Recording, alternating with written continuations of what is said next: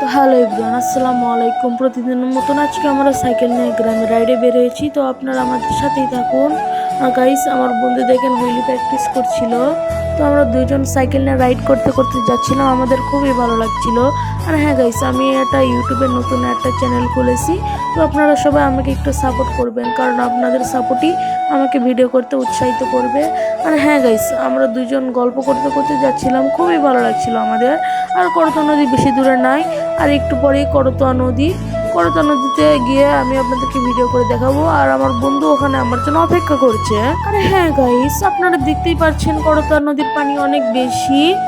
করতোয়া নদীর পানি আগে আরো বেশি ছিল, এখন একটু কমেছে। আর হ্যাঁ গাইস, আজকে করতোয়া নদীটা দেখতে অনেক সুন্দর লাগছিল। আগে নদীর পানি ওই দিক দিয়ে একদম ভরা ছিল, আর আজকে আমরা এই দিক দিয়ে এসেছি। আর গাইস, আজকের ভিডিও আর বেশি বড় করতে চাচ্ছি না, এত দূর পর্যন্ত। আসসালামু আলাইকুম।